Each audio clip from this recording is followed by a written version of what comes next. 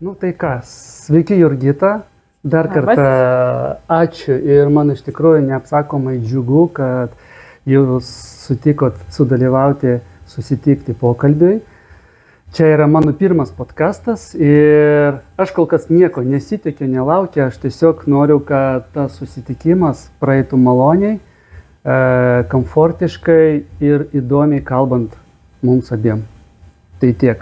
Aš šiandien jūs, kaip minėjau, jau už kulisių metu pavaišinsiu arbato, kol aš viską pagaminsiu, paruošiu, jūs prisistatykim. Gerai, kas esat, ko užsiimat, kokią profesiją ir panašiai. Gerai? Gerai. Ir man labai malonu, ačiū, kad pakvietei. Taip, tai aš esu kineziterapeutė, visų pirma kineziterapeutė, daugiau kaip 20 metų jau praktikuoju kineziterapiją aktyviai. Ir taip pat lektoriauju, esu Vilniaus kolegijos lektorė, dėstau anatomiją ir fiziologiją jau irgi keletą metų.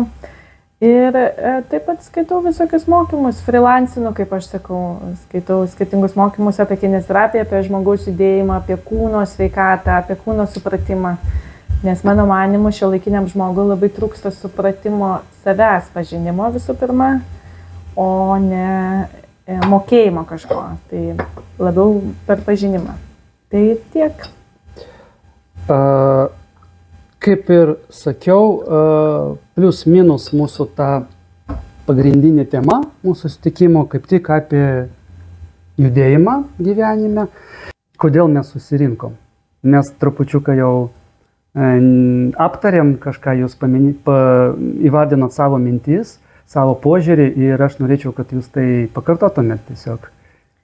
Taip, tai man atrodo, kad labai svarbu susitikti žmonėms profesionalams. Šiaip pasaulyje yra labai nemažai tokių, kai 2 profesionalai, arba 3, arba 4, arba 5 susitinka pasikalbėti apie tai, kokia situacija yra rinkoje, kaip spręsti vieną arba kitą problemą. Lietuvoje šiuo metu, kas liečia kineziterapeutus, arba sporto medikus, arba sveikatingumo specialistus, yra mažai dalinamasi patirtimi. Orientuota viskas yra į mokslinius ištyrimus, į mokslinį požiūrį, bet kaip tu praktikoje sprendi vieną arba kitą problemą, tokių pokalbių yra mažoka. Ir man atrodo, yra labai svarbu, kad susitinka 2 specialistai pasikalbėti apie tai, koks yra judėjimas praktinėje rinkoje. Kaip sprendžiamas vienas arba kitos problemos, kur žengia dabartinė žmogaus sveikata, kaip ją spręsti. Tai man atrodo, čia priežastis, dėl ko mes susitikom, kad nežinios svarbu, o praktinis pasidalinimas. Nežinios dabar visos yra internete.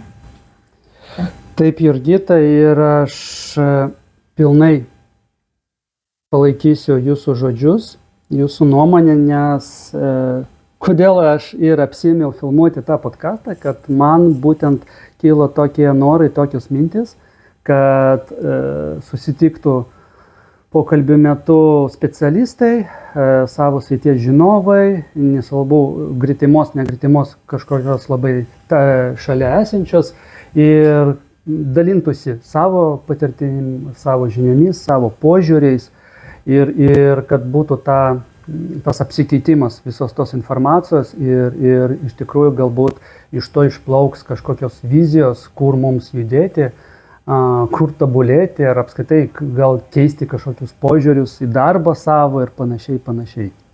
Tai šito aš manau mes jau mintimis šitom sutapome ir man tai džiugu. Dar kartą ačiū už tą palaikymą ir mūsų susitikimą. Užsiminėt apie tai, kad kokia dabartinė situacija, sakysim, su sveikatingumo, su sveikatos būklė mūsų visuomenės, mūsų tautiečių, tai gal pakomentuosit kažką. Čia kaip ir klausimas, kurios pasiruošęs peržvelgiau, tai iš tikrųjų anksčiau buvo mada, kaip čia pasakyti, nugaros skausmai. Taip, pas masažuotojus tas pats. Turbūt 70, dabar neatsimenu šaltinį, kiek ten minė, bet kažkas apie 70% lankytojų tai yra juosmens nugaros. Bet iš tikrųjų tai išeina iš mados. Pagal mano praktiką dabar ant top yra būtent kaklo skausmai. kaklo problemos, kaklo skausmai ir iš tikrųjų jau pasaulinė rinka, pasauliniai moksliniai tyrimai labiau orientuojasi į nespecifinį kaklo skausmą. Kas yra nespecifinis kaklo skausmas arba cervikalgija dar vadinama. Tai cervikalgija jau yra diagnozė, bet nespecifinis kaklo skausmas, tai reiškia, kad nėra priežasties. Nėra priežasties, dėl ko skauda. Ir iš visa terminologija, kaip nespecifiniai nugaros skausmai arba visokie itai, tai yra pleksitai, tendinitai, tai realiai tai diagnozijos, kurios priežastis neaiškia. Kad atsirado uždegimas, skausmas yra, o aiškios priežasties nėra, kurią galima būtų išmatuoti rentgeną arba magnetiniu rezonansu. Ir aš manau, galime prie tų pačių nespecifinių skausmo sindromų mes priskirti turbūt tą žinomą miofascialinį sindromą, kuris irgi dažnai ištyrimas labai sunkiai ir tradicinė bent jau medicinoje, kiek žinau, nes, kodėl kas skauda, pačiam ne kartą turėjau traumų kažkokių negalavimų, padarai pilną tyrimų, nieko neranda. Taip. Tai čia vad nespecifinis skausmai. Taip. O aš noriu paklausti. O tai mes dabar čia tradicinės medicinos atstovai ir netradicinės? Pats masažuotojas, aš kineziterapeutė. Aš, kadangi masažo specialistas, baigęs gydomą ir sportinį masažą ir klasikinį žinoma, tai aš prisilaikau tos alternatyvios medicinos atstovo turbūt pozicijas. Alternatyva kam? Alternatyva tradiciniai medicinai. Ką mes turime ligoninėse, klinikose, valstybinėse įstaigose arba privačiose klinikose. Taip. Ta pagrindinė medicina, kai tu ateini pas šeimos gydytoją, jis kažkokią apžiūrą padaro ir tada jau išrašo eik pas ten neurologą, eik pas rentgenologą ir taip toliau. Čia mūsų ta standartinė tradicinė medicina, kuri, kaip aš manau, daugelį žmonių, specialistų ir nespecialistų sutiks, kad vis dėlto gydo, arba sakysim taip, negydo, o tvarko, taiso jau, ta problema, bet ne priežastį pačią. Pasiekmes. Aišku, yra tam tikrų atvejų, kai be to neapsieiti, kai reikia kažką tai iš tikrųjų ten išpjauti, taip, operacinės, chirurginės ir visa kita, tai tas dalykas turi savo vietą ir aš nieko prieš kažkaip tai, sakau, bet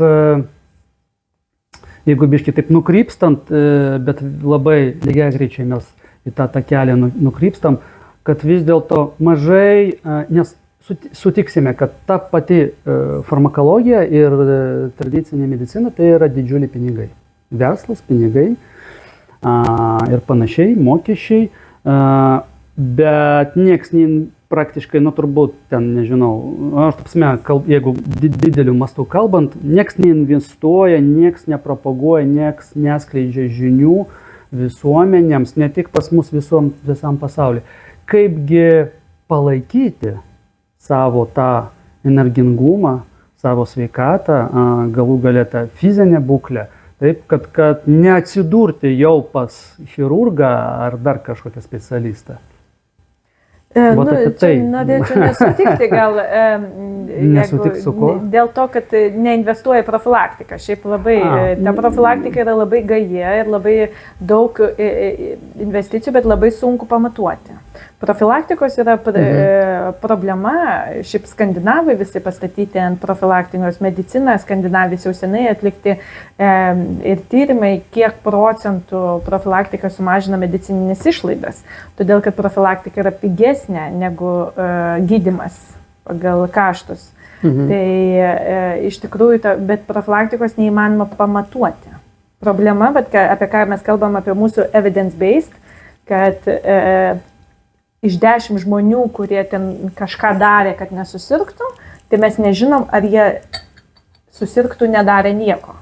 Todėl labai sunku pamatuoti. Bet aišku, moksliniai tyrimai įrodo, kad yra mankšta ir sveikas gyvenimo būdas ir maistas ir taip toliau turi teigiamą įtaką tavo ateities sveikatai. Ne? Ir šiaip žmogus jau gerokai ilgamžiškesnis pasidarė, negu buvo anksčiau. Bet kitas dalykas, dar aš pabaigsiu, kad aš manau, kad mes tai aš, pavyzdžiui, nepriskiriu savęs prie alternatyvios, bet ir nepriskiriu, gal ne prie tradicinę, ta tradicija jau išsitrynė labai, bet prie klasikinės medicinos, kad yra paralelė. Mes kaip dirbdami toj kažkokiai paraleliai, man atrodo, ir kai žmogus ieško jau ne konkrečios dalies gydymo, bet viso kūno sveikatingumo. Tai va čia klasikinė medicina mažai užsiima.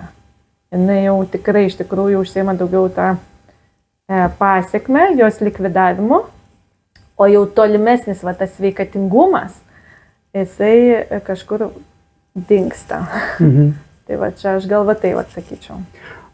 Nu taip, aš pridursiu ir gal kažkiek tai pasitaisysiu tame prasme, kad aš tiesiog tokius kraštutinius požiūrius paėmiau, nes nesakau, kad į alternatyvę ar į profilaktiką neinvestuojama visai.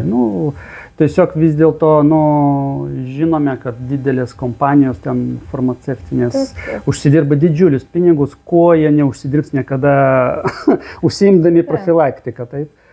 Tai gerai, kalbant konkrečiai apie mūsų šalį Lietuvą, taip, kokia pas mus būklė, sveikatos prasme, Mūsų tautiečių. Sunku pasakyti.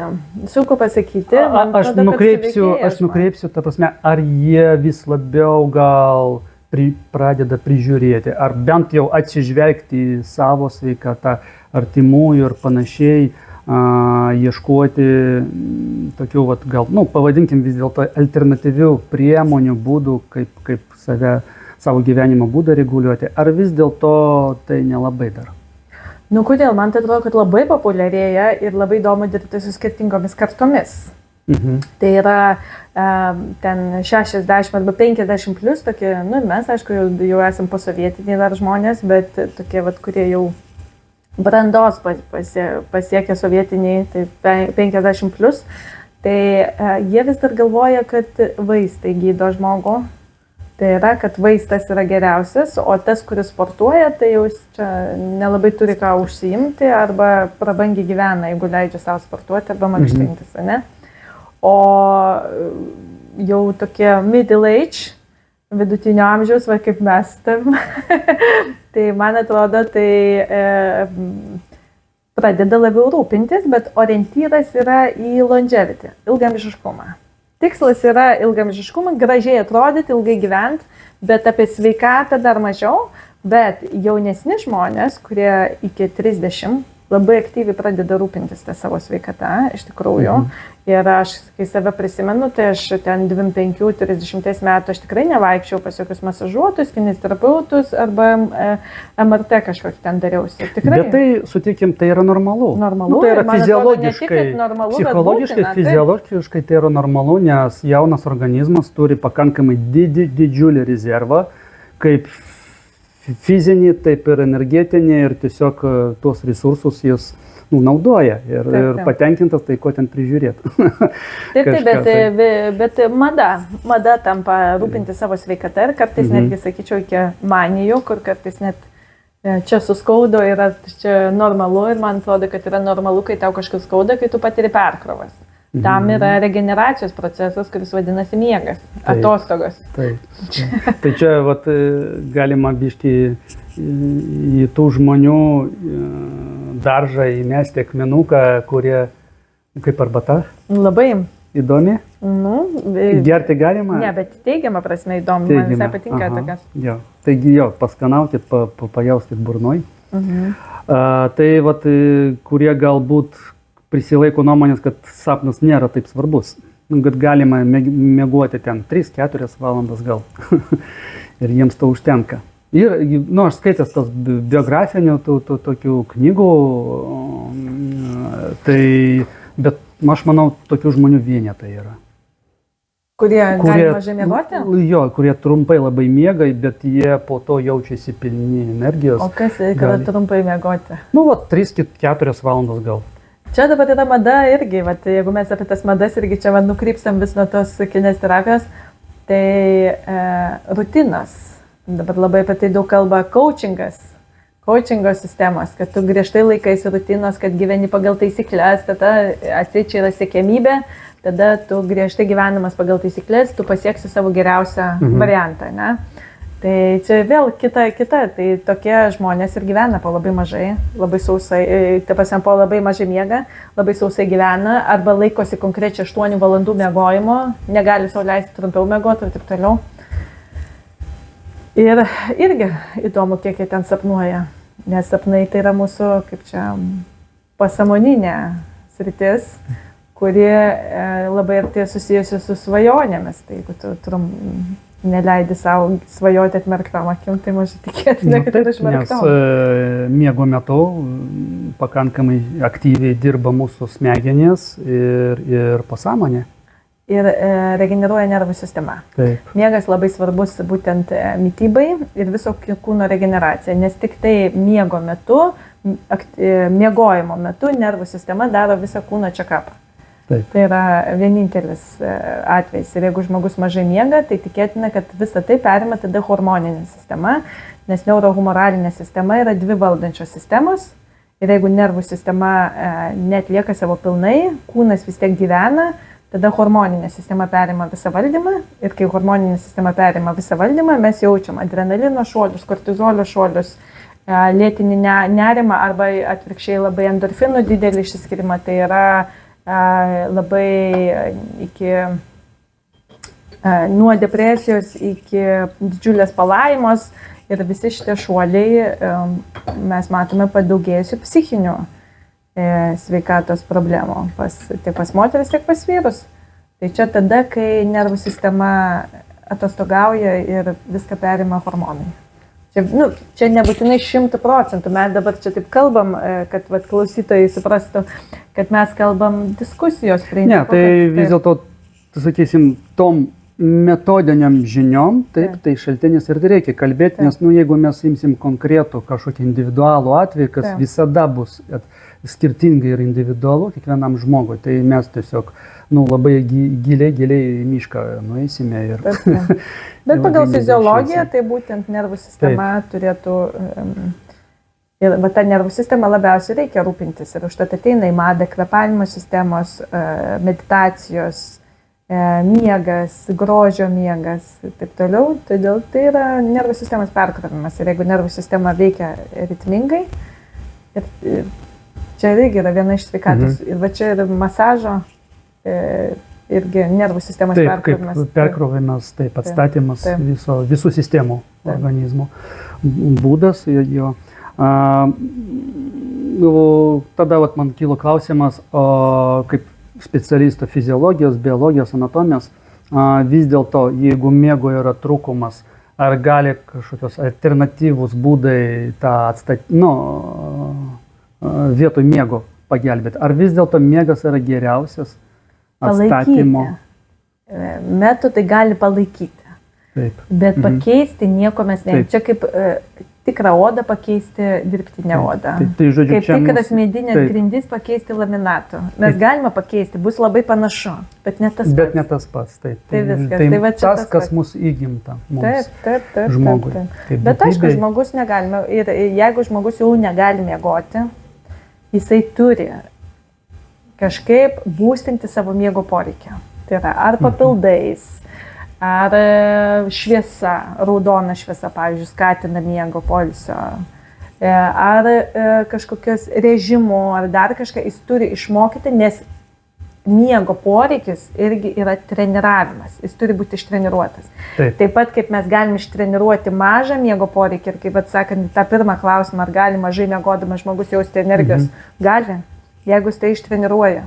Taip. Lygiai taip pat kaip žmonės, statybininkai, kurie kelius kloja, arba kaimo žmogus. Mano močiutė galėdavo pasilenkus ravėti 6-8 valandas ir jai nugaros neskaudėdavo.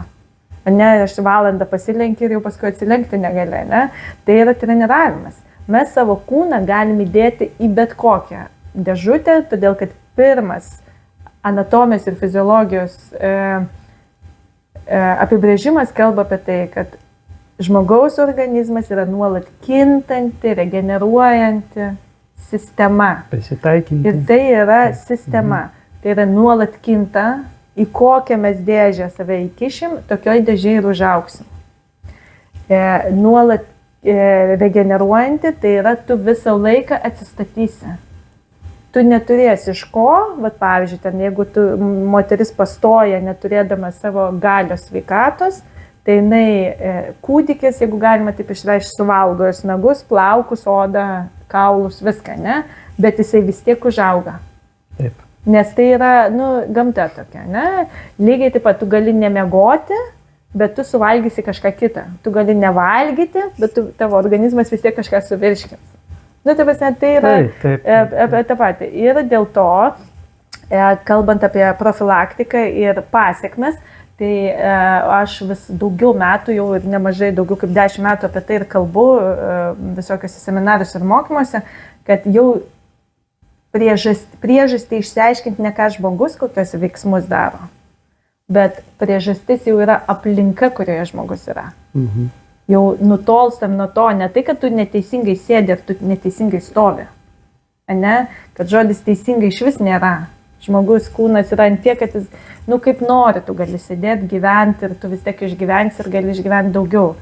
Pagrindinis dalykas, kaip tu keiti savo adaptaciją. Mhm. Tai yra, kad jeigu tu sėdi ant vienos kėdės, tada pasėdi ant kitos kėdės, tada paguli, tada pastovi, kad kūnas turi nuolat kisti aplinka tam, kad kūnas nuolat atsistatytų. Tai apie tai tokius šitą. Tai va, taip. Aš dar labai senai, neatsimenu dabar, kažkokioj knygoj skaičiau, kad irgi ten buvo apie žmogaus fiziologijos raidą, ten kažkas tai tokio, kad nors ir dabar jau atėjo pas mus 21 amžiaus, bet žmogaus kūnas nėra prisitaikęs prie statikos, prie tos ilgo sėdėjimo. Taip, prie statikos visiškai nepristaikęs ir kūnas prie jokios statikos nepristaikęs. Čia nereikia savo apsigauti, kad ilgas sėdėjimas kenkia. Mhm. Kenkia ilgas stovėjimas lygiai taip pat, kenkia ilgas gulėjimas lygiai taip pat. Bet kokia statika yra kūnui nepriimtina, todėl kad mes turime gausiai sąnarių. Ir viskas organizme yra sukurta taip, kad viskas turi būti naudojama. Ir jeigu kažkas nenaudojama, organizmas yra ant tiek protingas, kad jis pradeda atsisakinėti tų dalių. Ir auginti tas dalis, kurios yra nuolat naudojamas. Taip. Dėl to atsiranda, pavyzdžiui, ankštumo sindromai, osteofitai ant kelių, tenais taip, klubo sąnario artrozės židiniai, tada kai stambėja kaulas. Dėl to, kad tu per daug naudoji, osteofitai stuburė, pradeda suauginėti sąnariniai paviršiai. Dėl to, kad tu per daug naudoji ir kūnas yra toks protingas, kad jis ne taip, kad atsikėliau ryte ir galvoju, kaip čia man pakenkti savo. Ne, kūnas daro taip, kad tau būtų dar lengviau judėti. Taip. Arba būti toje padėtyje. Ir jeigu tu, bet tau nebūtinai patiks, kaip jis sugalvojo. Tai va. Tai jeigu čia aš visą laiką sakiau, jeigu tu nori sėdėti 12 valandų, tai turi nenorėti vaikščioti. Nes negali būti, kad čia, nežinau, geriau arbatą ir tikiuosi, kad skysčio mano organizmą nepateks. Mhm. Negali taip tikėtis, ne? Tai yra, vadinasi, jeigu atsigeriau daug vandens, aš turėsiu nueiti į tualetą. Aš negaliu gerti vandens ir neiti į tualetą. Tai yra neįmanoma fiziologiškai. Lygiai taip pat, kad jeigu tu nori daug stovėti, daug sėdėti, daug gulėti, tai reikia suprasti, kad sąnariai ilgainiui sunyks. Ir tai padarys tavo kūnas. Tu pats savo tai padarysi. Taip. Jau nekalbam apie skysčių sistemą, taip? Taip. Tai čia kiti kraujotaka, limfotaka. Maisto medžiagų, kad ir maisto medžiagų negausi sąnarystės. Tai prasme, kūnas tiesiog izoliuos savo sąnarius. Taip. Ir čia apie statiką. Kad jeigu ilgai neveltui išvaržos yra, nes daug labai internete kalbam apie tai, kad tu kaip ten svorį kelti, kaip ten kažką daryti, bet išvarža yra sėdinčių žmonių liga. Ne tie, kurie svorius kilnoja. Jeigu mes kalbam apie sporto sales, crossfitus, tenais, gymų sporto ir taip toliau, ten iki 10% patiriama stuburo trauma. O jeigu lyginam su sėdimą darbą arba vairuotojų liga. Tarp mėgėjų, taip? Tarp mėgėjų. Taip, pas profesionalus. Tai nes vėlgi, kaip, aš pavyzdžiui, dažnai savo pacientams užsiminu, kad, supraskit, jeigu jūs prieš tai 8 valandas sėdėjote ofise visą darbo dieną ir staigiai nuėjote po to į džimą nuvažiavot ir sugalvojot ten aktyviai, labai stipriai įsitraukti į tą fizinį krūvį, tai reikia labai atsargiai parinkinėti tą krūvį, nes labai staigus krūvio šuoliai. Taip, kūnas turi spėti pristaikyti. Tai apšilimo esmė yra nesuprakaituoti, apšilimo esmė yra pajudėti. Ir kad jeigu mes, kaip aš sakau irgi, kad sėdi ofise, čia žmogus galvoja, kad jisai juda pakankamai, ne? Sėdi ofise, tada įlipa į automobilį, kuris stovi arti, nuvažiuoja su tuo automobiliu iki sporto klubo, ateina į sporto klubą ir daro pratimus ant kilimėlio. Tai jo kūnas, jis net nesuprato, kad jis judėjo. Prieš pradedant bėgioti arba sportuoti ar dar kažką, reikia pradėti vaikščioti. Ta prasme, kūnas, jeigu tu darai kažkokius išlankstymo pratimus ant kilimėlio, realiai tai vadinasi lokomocija. Lokomocija tai kai tavo kūnas supranta judesį erdvėje. Yra atlikti Švedijoje tokie tyrimai, dabar tikrai nepasakysiu autoriaus, jeigu bus poreikis, galėsiu surasti, pasidalinti. Tai sportavo moteris lauke ir sportavo sporto klube su ekraniuku. Televizorių žiūrėjo ten kažką, muzikos klausėsi, kažkaip taip. Ir vienas ir kitos darė tokius pačius veiksmus. Vienas bėgo ant treadmilo, kitos bėgo gamtoje. Tai tos, kurios bėgo gamtoje, numetė 30% daugiau svorio. Nežiūrint į tai, kad ir vienas ir kitos darė viską identiškai. Ir bėgo vienodai, ir tempą, ir prakaitavo, ir laikas. Laukia bėgo lygių? Normalių, paprastų paviršių. Nebuvo jokių skirtumų. Nebuvo kalno, ten dar kažką. Absoliučiai. Kodėl? Dėl to, kad mūsų fiziologija, kuri naudoja energiją, netgi dabar mes sėdėdami arba tam, kad išgyvendami, mes sunaudojame kažkokį procentą energijos. Ir dažniausiai tai sako, kad išgyvenimui, nežinau, tarkim, man, kad išgyvenimui ten reikia, nežinau, 1600 kalorijų, tai vien, kad išgyvenčiau, aš turiu suvalgyti 1600, kad išgyvenčiau, ne? O kad sportuočiau, aš turiu suvalgyti dar daugiau. Taip? Tai kodėl galvojam, kad mes, kai gyvenam, mes deginam, bet jeigu žmogus bėga laukia, jam reikia ir orą įvertinti, ta prasme, jo kūnas vertina, ir vaizdą kintantį kūnas vertina, ir paviršių kintantį, ir vaizdą, kuris ir aplinką vertina. Slėgis. Taip, slėgį vertina, viską vertina. O viduje yra nekinanti, jis vieną kartą vertina ir visą laiką. Taip. Vadinasi, įsijungia automatizmas, vadinasi mažesnės energijos, nes mes, kai dirbam, darom tą patį pratimą, kiek sunaudojame energijos ir naują pratimą. Tai yra skirtumai. Tai jeigu tiesiog grįžtant prie treniruočių, sakysim, tai čia vėlgi, kuo jinai įvairesnė, kuo tu visą laiką savo kūną, organizmą nustebini kažkokiam užduotim fiziniam krūviu, tuo jis vystosi ir pajungia daugiau savo visų tų sistemų, rezervų. Ir jeigu mes kalbėsim apie ten riebalų deginimą, tai bus ženkliai efektyviau. Taip, ir riebalų deginimo esmė yra ne kuo labiau suprakaituoti arba uždusti. Lipolizės fazė yra tada, kai tu gali sportuodamas. Ką mes dažniausiai matome. Lipolizės fazė tai yra, kai tu gali susikalbėti sportuodamas. Nes kuo labiau prakaituoji, tuo labiau įsijungia anaerobiniai procesai, vadinasi, tavo kūnas pradeda saugoti, o nenaudoti. Vienas dalykas.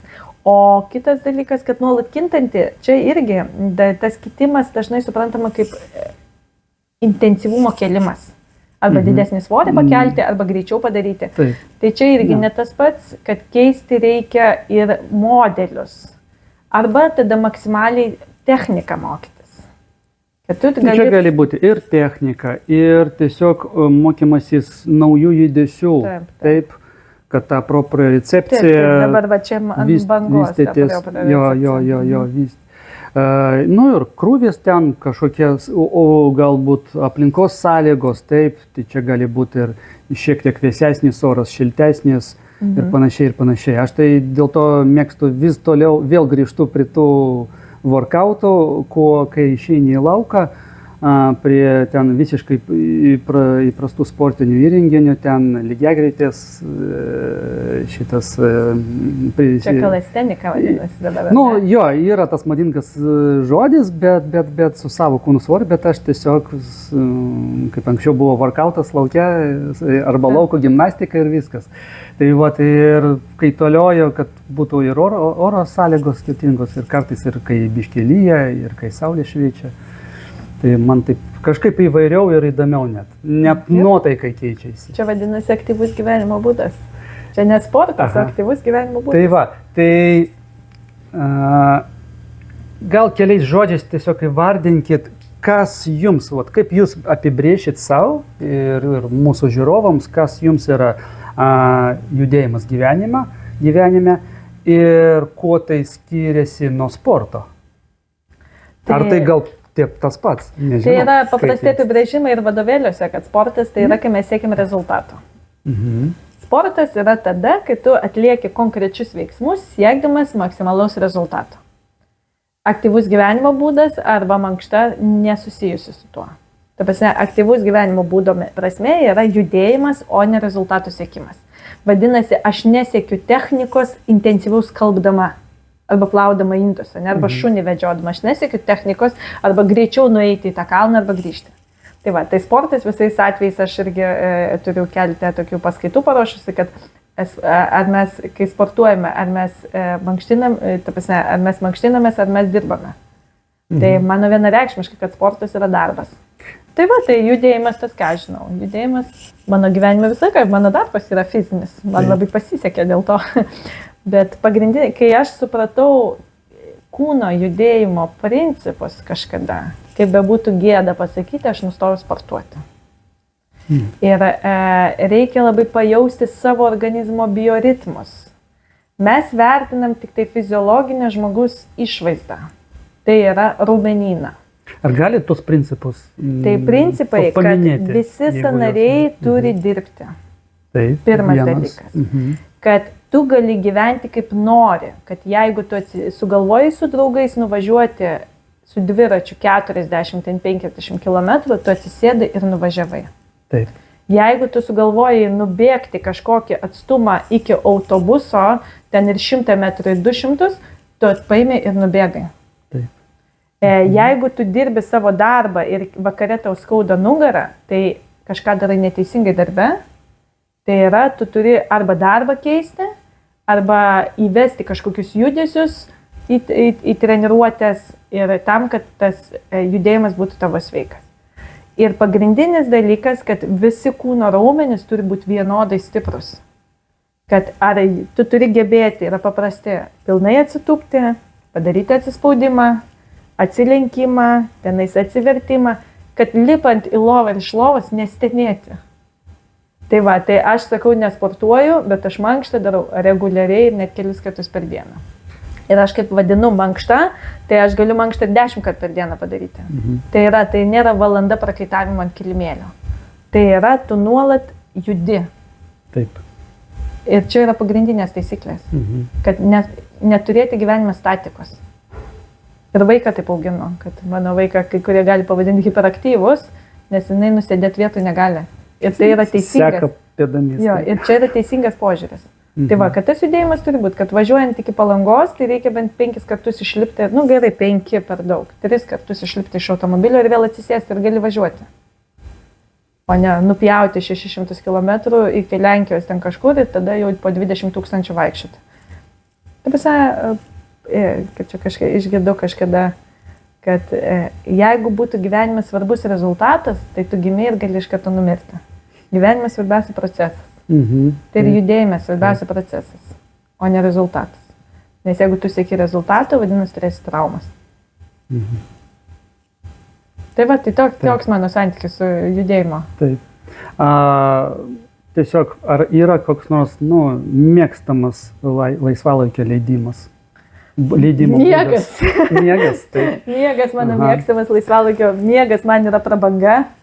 Ką žinau, aš kadangi labai aktyvų gyvenimą būdą vedu, darbų principų. Tai... Bet iš tiesų tikrai tas neveltui ir tai, kad jūs veda daug paskaitų, skaitot ir tų įvairių užsiėmimų, seminarų, tai tas matosi, nes labai įdomu klausyti. Ačiū. Ir aš manau, žiūrovams bus irgi įdomu pasiklausyti. Vis dėlto pratimai sportui ir reabilitacijai. Kuo skiriasi? Nieko. Jie absoliučiai nesiskiria. Kiekvienas pratimas gali būti jėgos, tempimo, ištvermės, pritupimas paprastas. Atsitupėm, pritupimą, tupėm 2 minutės. Tai bus ištvermės pratimas. Atsitupėm į gilų deep squatą iki žemės ir ten dar, nežinau, pasikeliam pėdų, pirštus, ten dar kažkaip tenais prasijudinam, bus tempimo pratimas. Darom 10 pritupimų su svoriu iki 90 laipsnių, bus jėgos pratimas. Nėra skirtumo.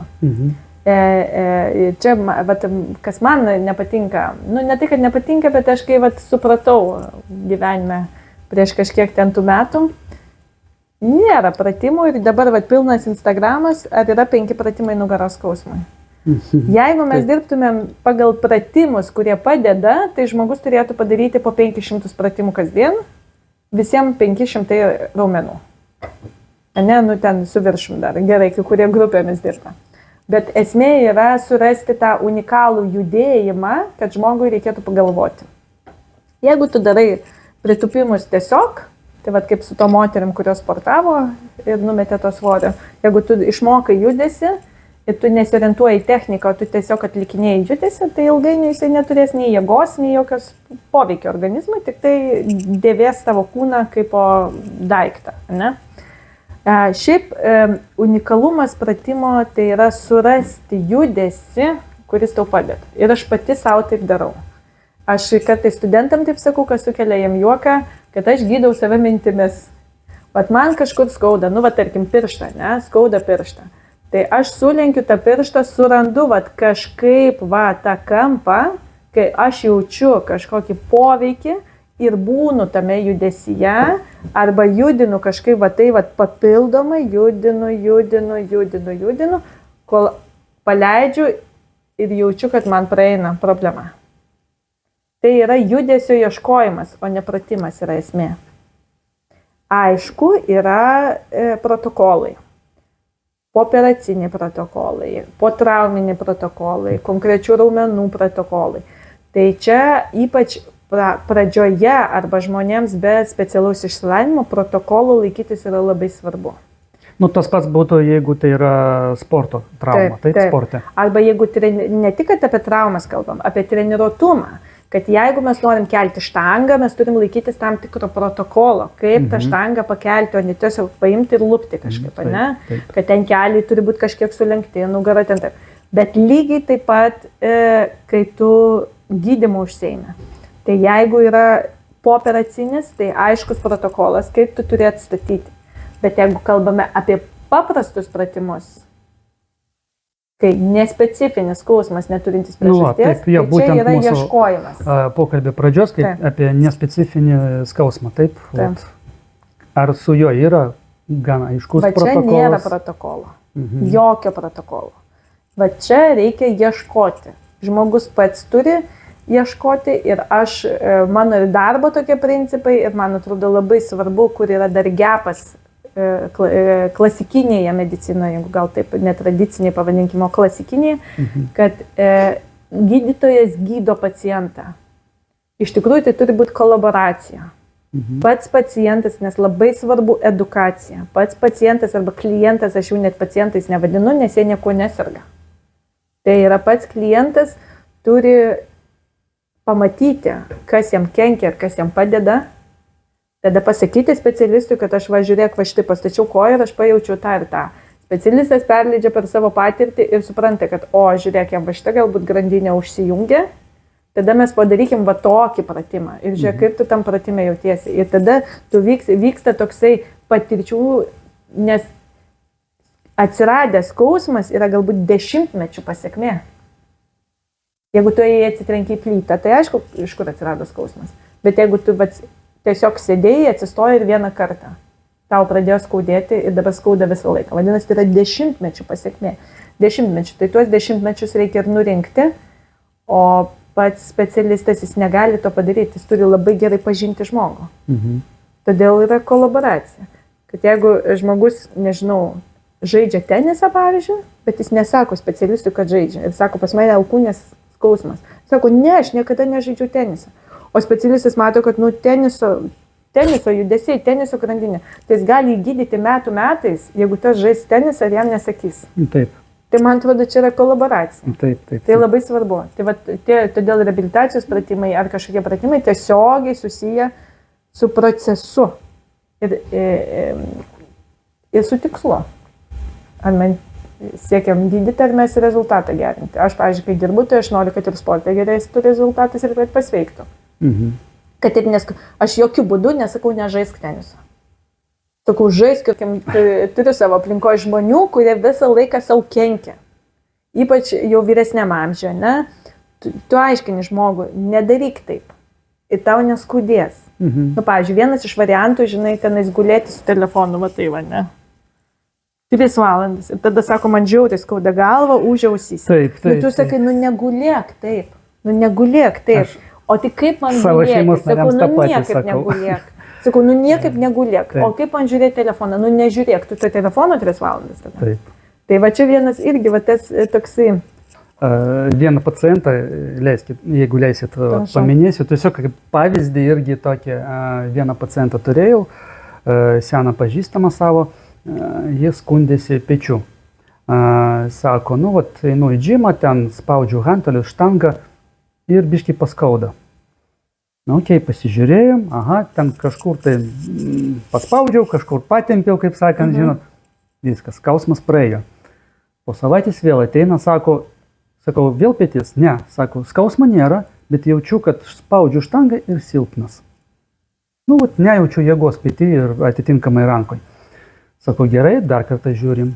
Žiūriu, man atrodo, ten buvo, neveikia pas jį priekinis dantytaisis raumo ir kadangi tvirtinasi prie šonkaulio, aš taip kažkaip galvoju, nu gal čia kažkas su šonkauliais. Sakau, pakvėpok aktyviai, kaip sportuodamas, ir žiūrim, kad padirbus diafragmą aktyviai, jinai turi įtaką tam. Pasirodė, kad diafragma iš to pačio šono, kur dantytasis raumo nedirba, įtakoja tam raumenį, atjungia kažkaip tai. Ir sakau, nu kaip čia, kas čia, paspaudinėjau ten biškį kažką, tai man atrodo skrandį. Ir sakau, su skrandžiu kažką tai būna, nu ten nežinau, atsiraugėjimas, dar kažkas, tai nevirškinimas kažko, tai sako, nu kartais kavos išgėrus. Sakau, nu tai gal kavos nereikia gerti. Nu aš tam tiesiog kaip pasiūlymą daviau. Sako, nu kaip aš čia taip be kavos, nu sakau, kiek kartų per dieną, nu ten 4-5 puodelis išgeria. Tai sakau, nu bent sumažink iki 2, pabandyk. Arba prieš treniruotę bent jau. Tai nu mes taip susikolaboravom, kad rekomendavau prieš treniruotę kavos negerti, ten bent jau iki 2 valandų kažkur tai prieš treniruotę. Sakau, būtinai prasikvėpuoja, pramankštini diafragmą, ten su diržu pratimuką tą, ir tada po biškį, tai ir ten tokį, nu, visos manžetės stabilizavimus biškį daviau pratimus, tai viskas pagerėjo. Taip, tai čia tas, va čia apie tai. Bet kavos sunkiai atsisakyti nori žmogus. Taip, koks pratimas. Apie tai, koks pratimas. Koks pratimas čia turi padėti. Ne, tai čia vat apie tą, ką mes ir kalbėjom. Čia tas vat, kad ir aplinka, kad net ne patį žmogų reikia taisyti. Ja, reikia žiūrėti, kas sukelia tas pasekmes. Ir aš esu šiaip žmogus kaulų. Man patinka kaulai labiausiai gyvenime. Čia kurie prasme? Žmonių kaulai. Juokauju. Ir man pats įdomiausias struktūra, kaip unikaliai gamta sukūrė kaulus taip, kad jie veiktų taip, kaip jie turi veikti. Ir mano gilių įsitikinimų, ir man, vat, kaip aš jau sakiau, kai aš supratau esmę, visi kūno raumenys yra visą laiką stiprus. Nėra taip, kad dešinys ten bicepsas yra silpnas, o kairys yra stiprus, arba ten tavo, kad reikia treniruoti tą bicepsą. Nu, tai fiziologija iš vis nėra tokio supratimo, kaip silpnas raumo ir stiprus raumo. Nes raumo jis neturi smegenų, jis tiesiog jo užduotis gamtos principų yra tiesiog susitraukti ir atsipalaiduoti. Tai yra mechaninis darbas ir žodis mechaninis čia ir yra esmė, kad tai jeigu du kaulai nepriartėja vienas prie kito, tai raumuo negali susitraukti. Tai mes galim treniruoti raumenį, bet mes turime uždėti savo klausimą, kodėl raumuo neatlieka mechaninio darbo. Ne todėl, kad jį reikia kažkaip ten pastimuliuoti, pastumti ir dar kažką. Aišku, gali būti inervacijos, yra kaulų klausimas, fascialinis klausimas, biocheminis klausimas, bet koks čia klausimas. Taip. Bet raumens treniruoti iš vis nematau prasmės. Raumenį treniruojam tik tai norėdami padidinti jo pilvelį, sumažinti riebalinį sluoksnį ir pagerinti metabolizmą. Pagerinti raumens metabolizmą. Viskas. Tada galime treniruoti raumenį. Tam, kad kūnas, sako, aš pradėjau sportuoti, geriau jaučiuosi.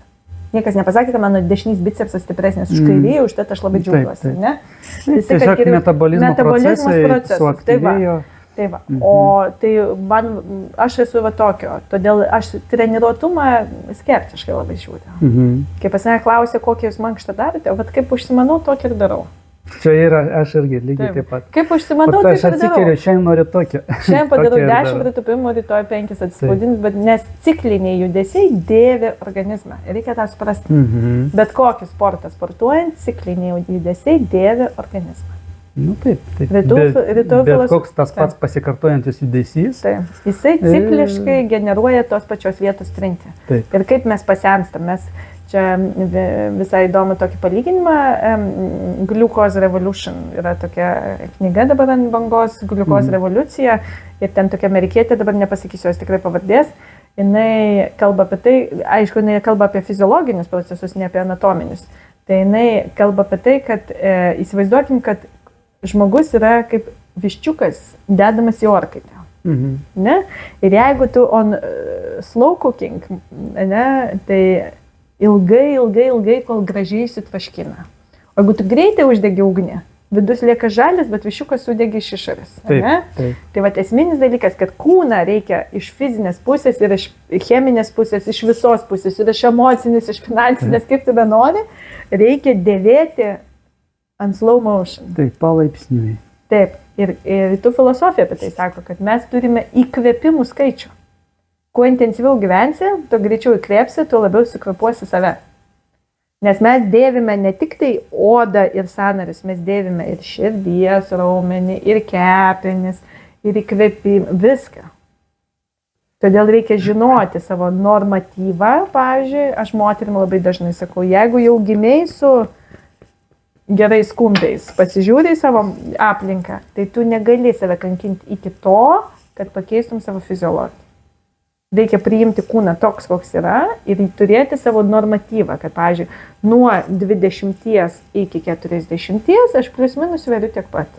Ir tai yra tavo norminis svoris. Jeigu tu labai kankinsies, tu gali numesti 10 kg, tada išsekimas, arba tu jau jauti, kai tu priaugi. Tai va tas norminio svorio palaikymas, čia ir yra sveikata. O ne siekimas kažkokios superfigūros, ne tokio riebalinio audinio.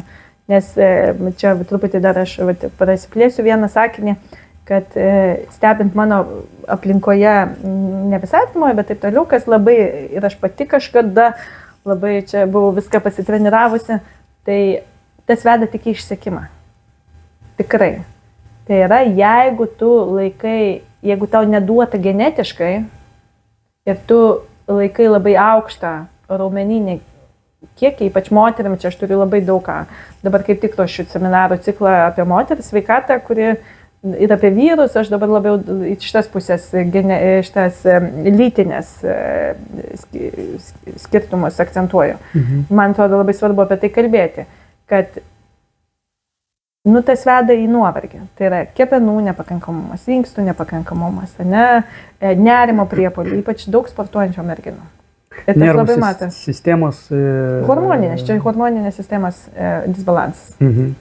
Hormoninės sistemos dėl to, kad čia hormonai yra. Todėl ir viskame, lygiai taip pat vyrukai, kurie super daug sportuoja, jau įeina į kabinetą, jau matosi, kad jis visas jau dreba.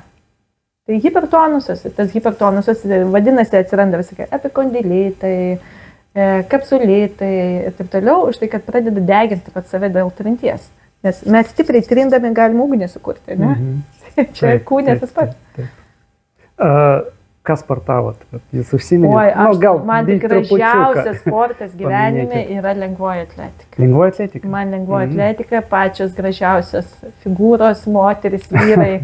Man tobula, kai yra ilgos galūnės, gera kūno inercija. Mano galūnės kaip tik neilgos, bet aš lankiau 1,5 metų bėgimą. Čia, kai kažkada sportavau, aš kažkada daug sportavau, bet šiaip aš ir daug kartų atsportavau, ką žinau. Paminėkit. Ir jogas aš esu pasiekusi tam tikrą mokymo lygį. Ir cigūną aktyviai, kažkurio, jeigu galima tą sportui, crossfitą tą patį, ir džymą vaikščiojau, ir Insanity, ir nežinau. Insanity tai yra kas? Insanity sistema, kur kaip tabatos principų, kur tu savo kūno svorį pakeli labai aukštai pulsą ir palaikai pulsą daugiau negu 80% pagavimų. Mačiau internete. Tai va, tai daug sistemų, aš tai nežinau, visą laiką kažką sportavau. Bet kažkokia viena labai ilgą laiką, ilgiausia, taip? Taip, nes pas mane gera sprogstamoji jėga, šuolio jėga, tai aš bėgdavau su barjerais ir šokdavau į tolį. O ilgalaikį ištvermė pas mane yra prasta labai, todėl ilgo atstumą aš bėgti negaliu. Bet palaikau taip, kad galėčiau atsistoti ir nubėgti 3 kilometrus. Kvėpavimo sistemos, nervų sistemos gal specifika? Gal nervų sistemos. Tai va, man patinka greitas rezultatas. Iškart čia ir dabar. Apie tą paminėjot, ruošiat medžiagą tam seminarą, ar kas ten bus? Nežinau, dar kol kas niekam neruošiu, tik tai domiuosi. Sistemos, domitės. Čia ne apie hormoninę sistemą, esmė apie moters sveikatą ir vyro sveikatą. Taip. Ir čia bus kažkoks tai mokymų ciklas, paskaitų ar dar kol kas niekam nepasiūliau. Supratau. Dar kol kas niekam nepasiūliau, bet apie tai daug kalbu. Ir aš skaitau paskaitas ir bendrai visuomenė, ne? Tai visokie tenais festivaliai, ne? Man patinka kalbėti. Kartais tokie interviu seminarai, interviu kažkokiam radijoje galbūt. Tai dabar skaičiau vieną konferenciją apie vyro sveikatą, kodėl vyrai šiaip pavojingiau sėdėti negu moteriai ilgą laiką. Ir jaunų vyrų hemorojų visokie atsiranda, vaisingumo problemos, potencijos problemos ir taip toliau, iš principo yra dėl ilgo sėdėjimo ir susijusi su diafragma. Tai yra dėl slėgio pokyčių. Moterim lygiai taip pat, merginos dabar per daug sportuoja ir ypatingai paauglystėje. Dėl to vėluoja mėnesinių ciklas, nes raumens masės susidarimas yra testosterono įtaka. Taip. Todėl jeigu ypač mergaitės paauglystėje, tėvai labai džiaugiasi, kad jos tiek daug sportuoja ir tokia graži figūra, tai tikėtina, kad lytinė branda stabdysis. Tai apie tai. Tai aš tokios kaip medžiagos nerašiu, bet aš apie tai jau pradėjau daugiau kalbėti. Jeigu ką, ir aš pats stebėsiu ir žiūrovams rekomenduoju sekti. Jūs turite Instagramą, taip? Instagramą turiu, bet nelabai aktyvų, bet turiu. Bus aktyvus, tikrai. Aš tikiuosi, kad tas žiūrovų ratas mūsų abiejų šiek tiek praplės, bent jau šiek tiek, o gal ir daugiau. Bet Instagramą galima sekti, kas dar? Tai Instagramas, LinkedInas, Facebookas. Facebooką, jo. Ir sekti tam, kad pamatyti tą informaciją, kai jūs jau viešai vėsit paskaitą šią temą. Ir aš manau, kad tai yra tikrai naudinga tema. Jinai aktuali ir naudinga visiems žmonėms. Ir vyram, ir moterims. Taip. Ir aš pats jau nekantrauju, norėčiau tokios išgirsti paskaitos. Pačioj pradžioje užsiminėt, kad jau dabar nėra tos mados, kai kreipiasi dėl nugaros, taip, to nespecifinio, vadinkim, skausmo, o daugiau dėl kaklo. Taip. Gerai. Paprastos jūsų rekomendacijos, kai žmogus skundžiasi ir turi tokią problemą, ar tai kažkokie pratimai, ar tiesiog kažkokia rutina, prižiūrėjimas savęs, keli įvardinti? Anksčiau, ir daug labai yra ir tyrimų visokių, yra Upper-cross syndrome, tai yra priekinis kryžminis sindromas, kai kaklas išėjęs į priekį. Iš tikrųjų, tokių dalykų jau mažėja ir dabar didžioji dalis mano klientų yra ne su hiperlordoze kaklyje, o su sumažėjusia lordoze. Ir tas sukelia problemų.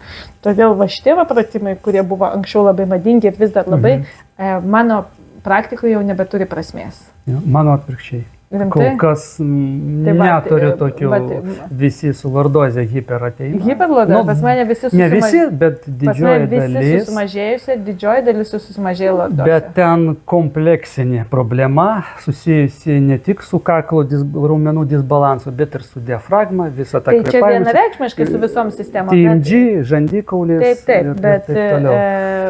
va kaip įdomu, nes hiperlordozė pas mane jau beveik nebūna, dėl to, kad visi guli šitaip pat. Po karantininiai yra gulėjimas štai šitokia padėtį.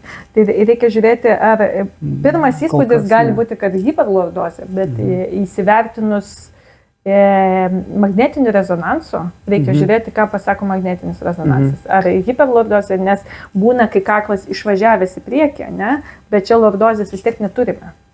Tai visą perkrovą sugeria 7 slankstelis. Ir viena iš tokių dalykų, ką aš rekomenduoju, tai nes vis tiek visas vaizdas žemyn ir taip toliau, ir vat pats pabandyk ir pasakysi, kuris rezultatas geresnis. Tai aš rekomenduoju melstis žmonėms, tai yra pakelti rankas ir ilgai pažiūrėti į viršų. Va tai, pavyzdžiui, 20 sekundžių, 30 pastovėti ir nuleisti. Ne, jeigu dėl savęs, asmeniškai, tai žinau, man šitas ženkliai geriau. O kodėl? Man jis padeda. O kodėl? Nes tu visą laiką dirbi žiūrėdamas į apačią. Nežinau, bet man kažkodėl tai šitas man jis teigiamai veikia. Taip, tai gerai, tai čia įdomi diskusija. O pats turi problemų su trapecija? Ar pavargsta trapecija? Jo, žinau. Tai dėl to, kad žiūri visą ką žemyn. Bet dabar tai savo ženkliai, ypač vidurinė porcija. Tai vidurinė, tai rankų pakelimas į viršų ir žiūrėjimas į viršų, tai yra vidurinė porcija. Pagal kryptį. Nu, taip, bet vis tiek, nežinau, man vis tiek lieka va šitas. Nu gerai. Aš palauksiu, kol tu pakeisi nuomonę. Ne nuomonė, ta prasme, aš tai ką aš iš pojūčių jaučiu, man kol kas šitas. Čia jau dar gilesnė diskusija apie tai, kad ne kraujotaką pagerinti reikia, nes kuo daugiau, man jeigu pratimas nepadeda iš karto, tai aš keičiu pratimą. Tai aš apie tai kalbu, kol aš iki šiol jaučiu teigiamą poveikį, tai man tokie, man jie duoda. Man ilgalaikį perspektyvai neturėjo prasmės. Prasme ilgalaikį perspektyvai. Bet įdomu, kad tai tokių diskusijų reikia daugiau. Bet aš įtariu ten galbūt 6 ar 5 yra kažkur tai nestabilumas. Nu, tai gali būti. Čia irgi diskusinis, reikia pagrįsti tą metodais kitais. Bet iš principo mano rekomendacija daugiau žiūrėti į viršų. Neatlaužti galvą, va taip, ne? Nu tai čia irgi vėlgi grįžtam prie technikos, biškai prie to. Ne apie galvos atlaužimą kalbam. Bet kalbam išsitempimą ir siekimą, kad paimti. Tai tada čia ilgieji ekstenzoriai kaklo, kurie dažniausiai nusilpia. Ir apie ką mes kalbam, kad jeigu mes pažiūrėkit į kaklą savo kiekvienas, savo vaikų, savo aplinkos, jaunas žmogus turi ant kaklo raukšles. Tai jau rodo, kad fleksoriai per stiprus. Per stiprus. O šitas pratimas skatina fleksorius. Tai odos mes turime tiek, kiek mums reikia. Ir pas jauną žmogų atsiradusius raukšlės ant kaklo, aš didžiuojuosi, kad pas mane nėra. Ir todėl man niekada neskauda trapecijos. Nežiūrint tai, kokia jinai kieta, kai masažuotojas koks pasiekė ir sako, man niekada neskauda pečių juostas, dėl to, kad mano ekstenzoriai stiprus, o ne fleksoriai. Nes fleksoriai man didina įtampą, o ekstenzoriai. Tai jeigu mes žiūrime long term, tai kai aš tą supratau, pakeičiau savo šitą, man nebereikia grįžti prie pratimų, man visą laiką laiko. Tai tokie mano atradimai. Ir dabar ateina aplinka pasaulis į tai, kad rectus occipitalis, levator scapula, visi raumenys, tai jų būtent aktyvacija, kaip smakro pakelimą, duoda geriausią rezultatą ir kraujotakai galva. Tai čia tas grožio paslaptis. Ir visas savo studentės mokau per anatomijos paskaitas, kaip padaryti, kad limfa nutekėtų ir nereikėtų į masažus veido vaikščioti. Būtent oksipitaliniai raumenys limfą stabdo, nežiūrint į tai, kad daugiausiai masažuoja štai čia. Taip, čia yra limfiniai kanalai, limfinės cisternos, bet oksipitaliniai būtent blogina nutekėjimą. Tai va tokie mano patarimai. Blitz klausimai. Taip. Gerai? Prašau. Apibūdinam 3 žodžiais savo profesinį gyvenimą. Dirbu, nėra čia daugiau. Maks plati, kineziterapija yra maks plati ir man labai gaila, kad yra orientuojama tik į pratimus. Kineziterapija yra ir projektai, ir edukacija, ir teisinė struktūra, ir mokymai, ir gydymas, ir grožio sfera, ir odontologija, ir maks. Tai mano profesinis gyvenimas yra maks. Supratau. Ar yra gyvenime koks nors specialistas, terapeutas, kuris jūs motyvuoja, ar jūs reikiuojatės gal į jį? Čia gal pasiputėliškai lygiuotis, tai aš nieką nelygiuoju, nes aš tikiu, kad aš peraugau savo masterį. Puiku. Juokauju. Ne, tai taip ir turi būti. Aš kineziterapiją žiūriu kaip į meną. Ir tai yra ieškojimai ir menai ir tik tai taip atsirado. Bet taip, žmogus, kuris mane labiausiai inspiravo, jisai taip kitko va čia yra dirba kažkur, tai yra Eduardas Lakštauskas, pirmą kartą su kuriuo susipažinau prieš daugybę metų. Ir tada prieš tą daugybę metų man pakeitė požiūrį mano į, aš supratau, ant kokio pločio yra žmogaus kūnas. Jis čia, jūsų nuomonė pakeitė per tą taikomosios kineziologijos prizmę? Taip, bet aš čia aš nenorėčiau, bet taikomai mano ilgainiui į mokslą. Tiesiog kaip asmeniškai, kaip specialistas, kaip žmogus. Taip. Bet kaip žmogus, kaip specialistas, kaip anatomijos žinios, nes aš tada, kai susipažinau, aš buvau ką tik baigusi ir mane tas labai suinspiravo. Tai čia senokai, taip? Kokie 2005 metai, jo, kažkur taip, prieš daugybę metų susipažinom, prieš 20 va. Taip. Ir aišku, yra daug, jeigu kitokių, aišku, visi Myerso Anatomy Twins. Paskui šitas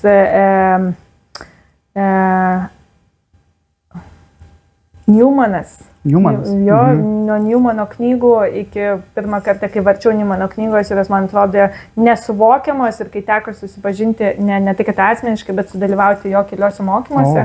Tai irgi, Bet čia ne Lietuvoje. Lietuvoje. Ai, Lietuvoje jis buvo? LSU buvo jį atsivežę, bet dabar yra empatija, nuotoliniai būna mokymai. Bet unikaliai. Galbūt dėl to man patinka dėstyti anatomiją ir fiziologiją. Nes man kūnas yra, aš kaip studentams sakau, man kaifas, kai tu skaitai anatomijos vadovėlį ir tu jauti interesą, kaip romaną kažkaip, ne? Tu skaitai anatomijos vadovėlį, to faina. Tai va čia man patinka. Gerai, tai čia turbūt gal panašiai, bet vis tiek užduosiu, kas motyvuoja toliau dirbti, nesustoti. Pinigai. Irgi gerai. Žmonės labiausiai motyvuoja pinigai, bet man rūpi, nes aš daug dirbu ir ne dėl pinigų, tai man rūpi kineziterapijos sistema Lietuvoje. Aš kažkaip savo brėžiu tokį tikslą pakeisti tradicinį požiūrį, struktūrą, nes labai daug buvo užsienyje, Europos šalyse, daug Europos šalių reabilitacijos centruose. Tai man atrodo, kad mes stipriai progresuojam priekį, bet vis dar ta stagnacija yra. Tai man patinka dėstyti jauniem kineziterapeutam ir keisti jų požiūrį į procesą. Patinka dirbti su sportininkais, su žmonėmis ir kad žmogus atsakingas už savo sveikatą, o ne poliklinika. Ir reikia tą žinoti. Tai man tas irgi svarbu. Ką žinau, kas motyvuoja, man patinka dirbti. Paliekam pinigai. Gera motyvacija, kodėl ne? Mėgstamiausia knyga, filmas arba personažas? Šiaip aš esu kriminalinių detektyvų žinovė. Tai, kad žinovė man labai patinka žiūrėti. labai patinka žiūrėti, kaip ten žmonių ta psichologija ar kaip pačią Aš tą patį, anatomiją, aš tą kriminalą, man patį. patinka. Taip. Taip. O knyga, nežinau, man labai patinka lietuvių autoriai, tas senosios knygos ir dar man labai kažkada užkliuvus yra knyga Evangelija pagal Judą. Tai yra romanas apie kunigą, dabar aš neatsimenu nei autorius, nei nieko, bet kaip asmeniniai ieškojimai, kodėl verta tikėti Dievą. Tai va, tai man tokias. Įdomu. Gerai. Ir paskutinis, jeigu ne kineziterapija, tai kas? Nežinau. Kokia būtų profesija? Nežinau. Ką Aš jau turiu galėtumėt dvi. Aš esu pabandyti? mokytoja ir kineziterapeutė, aš turiu dvi Taip. profesijas. Bet vis tiek jūs dėstotgi, Ten. tą Kaip- patį praktiškai dalyką. Aš O jeigu ne, neįsivaizduoju. tai- Aš neįsivaizduoju. Aš šiaip Neįsivaizduoju. norėjau būti Niekad nebuvot biochemiją, norėjau pagalvoję apie, ar tiesiog gal Man gyvenime patinka kažkokie mokslinius tyrimus atlikti. aplinkybės, gal Laborantė galėčiau dirbti. laborantė. Nu, ta prasme, bet tai ne taip, kad laborantė techninį darbą, bet man patiktų mokslininkė būti. Nu, tai čia- žodžiu, tas, kas siejasi su chemija, Taip. biologija irgi Taip. kažkiek tiek, Taip. tai tas va, jums... Kriminalistika. Kriminalistika. Aš dabar skaitau porą knygų. Patologinės kriminalistikos galėčiau būti. Aš skaitau porą knygų ir serialų žiūriu Tai va, apie kriminalistiką. Tai va, kaulai, va ten. Patologanatomas. Va, galėčiau šitą būti. Ir iš tikrųjų labai smagu, kad mūsų pokalbis pakrypo net įvairiom tokiom kryptim ir temom ir klausimais ir man iš tikrųjų buvo labai įdomu klausytis jūsų. Ačiū. Ačiū, kad atėjot. Aš būtinai po video įmesiu jūsų, ne kontaktus, bet jūsų Instagramą, ten Facebooką ir panašiai, kad žmonės irgi sektų jūsų paskaitas, sektų jūsų profesinį gyvenimą. Ir tiesiog iki kito susitikimo. Tikiuosi, jis nėra šiandien paskutinis. Nu ne, labai fainai, labai ačiū už kvietimą. Tai va, malonu. Ačiū ir ačiū žiūrovams ir tikiuosi dar ne vienas bus podcastas įdomus. Ačiū.